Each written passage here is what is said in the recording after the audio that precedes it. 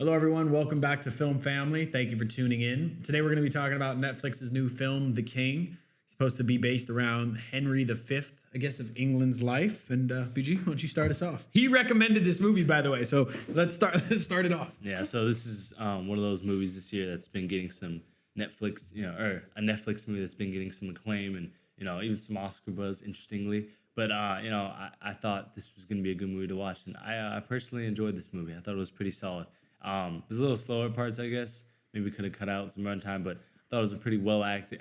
I just don't have much to say about the movie because I think it's just the definition of like a pretty solid movie. But I thought it was a pretty well acted and definitely well shot movie. But you thought it was about Henry VIII, right? Because you had conveyed that to me. No, I just messed up the number. I didn't know who it was. I knew it was about a king of England. Because I thought it would have been more interesting if it was around Henry VIII. And then once I kind of realized it wasn't, it lost me a lot. Like, I'm not a very big history. Yeah. I mean, but I'm not a really big like history guy, so I don't know what this did. Also, on top of it, in history, like the King of England or the Queen of England always married Spain or Portugal or somebody. Yeah, no, else, I mean, there's plenty of royalty stuff and family mix. I mean, I don't know. I'm definitely a history fan, not of this certain type of history, but I thought it was a movie that was engaging enough to keep me kind of interested in what was going on. And I thought Joel Edgerton did a good job. He actually co-wrote the movie with the director. Oh, really? Wow. Yeah.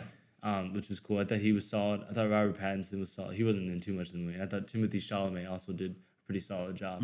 Some people are saying Oscar buzz. He wasn't that good. It's been a really good year for acting. So I would put Avengers before this, definitely. Maybe, but with Robert Downey Jr. and Tony Stark, come on. Yeah, I thought he did a good job though, and he did like a good job at showing somebody who was definitely inexperienced and kind of didn't even care about his birthright, but was sort of forced into kind of protecting it and enforcing it for his kingdom.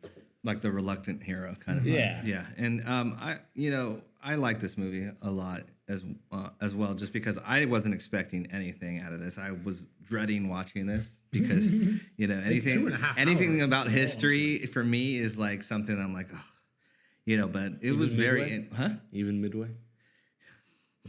We'll come back to that. There is going to be a direct comparison to Midway in there. But no, I was very pleasantly surprised. I actually felt like I was learning something in terms of that. And also, I liked the dynamic of the characters, and I think all the actors did a great job. So, yeah. I thought this was a good movie at showing scenes within scenes, kind of giving each scene a sort of story that contextualized into the larger narrative, because I actually enjoyed like a lot of, especially like maybe the last 4 or 5 scenes.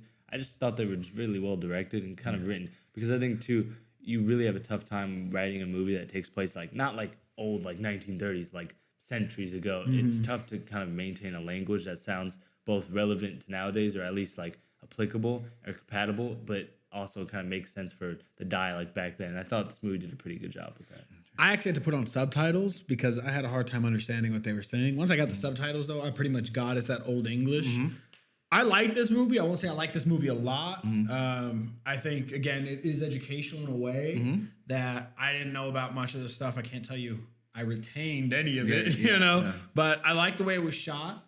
I think the acting was really good. Joel Edgerton, I think he... seeing him in other roles and then playing this role, that was really good from his accent. Range, yeah, his voice and the way it sounded. I really liked that. Obviously, Henry V, I think he did a really good job. Yeah. Sometimes I think maybe it was a little overdone, but for the most part, they had really good emotion. Like, I really like when he had to confront his brother, not on the battlefield, but when they came back in the courthouse and like they had silent kind of looks to each other. And I thought that those are... I don't know. They were better than what I was expecting. Yeah, so I think it was actually really well done. I think it was like just a really well shot movie. And for Netflix, I think this might be the best looking Netflix movie I've seen. And I really like medieval stuff. And when it comes to a medieval movie, for me, you really don't need to do much to impress me. Like King Arthur, I really enjoyed that. And it's just like sword fighting. What is different about this movie, what I liked, is I think it gives you a more realistic like look into what it was like to fight with the suit of armor in the mud, slipping and falling, and how they're just punching each other. Like it's not as elegant as a ting ting ting. It's very brutal. I really appreciate how like the kings fought. Like I appreciate that when they're on the battle lines, the front line. But I don't. That's another thing they did. It wasn't the kings. The king of France was not on the battle line. Didn't, but it was the king of England was on the battle line, or the battlefield. Yeah, and I love that too. That was probably my actual favorite thing. Actually, probably cinematography, but that was probably my second favorite thing. Is just how brutal the battles were, and probably how realistic it is that you get the surge of adrenaline, but your body's probably dead tired. You know, you're in this extremely heavy suit of armor in mud, running at people. There's blood all over you. People are dying in front of you, and like, you know, you're obviously not going to be able to truly ever convey that in a movie, but this movie did a really good job just showing. You hear him out of breath. Yeah, I loved it. And like the fact that they're just punching, and they're very, you know, they're brutal, and no matter how much training you have, you can never. And Buddy kept stabbing him with the little knife too, like everything. Yeah, and the battles are really good, and I love that one shot in the final battle of the two people standing there, and like, you know, in their kind of open space that they weren't in, there was like the battle. So those really well composed shots. Yeah,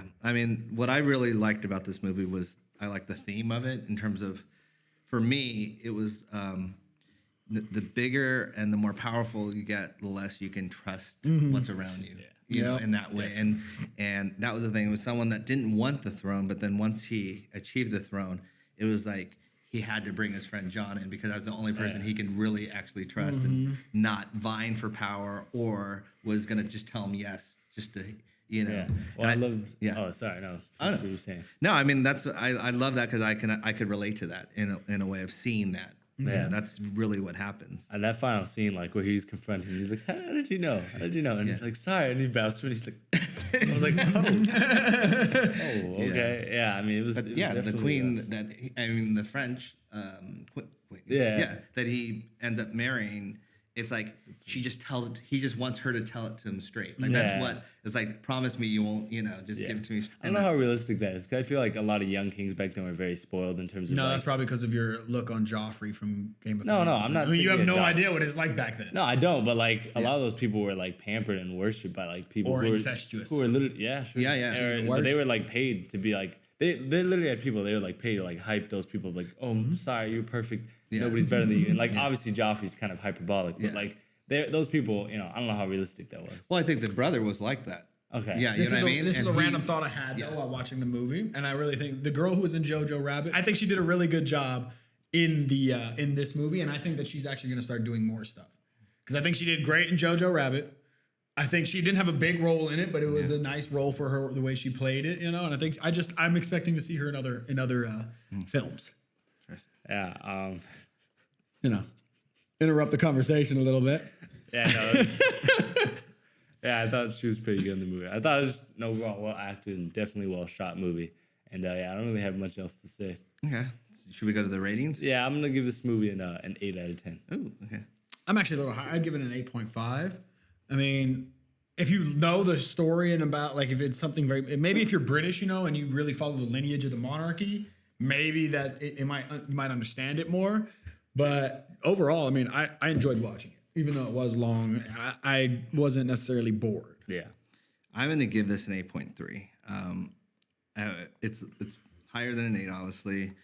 I actually was very impressed with all the performances. Robert Pattinson. I forgot to mention him. I feel like he regressed for me. He progressed with his acting in Lighthouse for me, but then seeing him kind of go back to what looked like a vampire in this one was like, oh my god, that's not how that works. It's like saying Robert De Niro is a bad actor because of all the movies he's done. Like, no. I mean, you know, he's done a lot of great movies, definitely, but because he started great, he has that to kind of fall back on.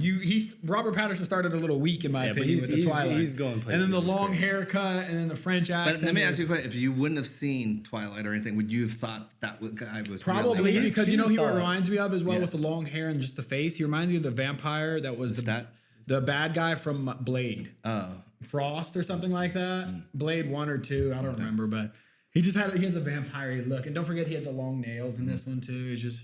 Yeah, I liked it. So I would definitely give it an 8.3. Yeah, it's on Netflix, so go check it out. Let us know what you think of it, and like, subscribe, and we will see you next time.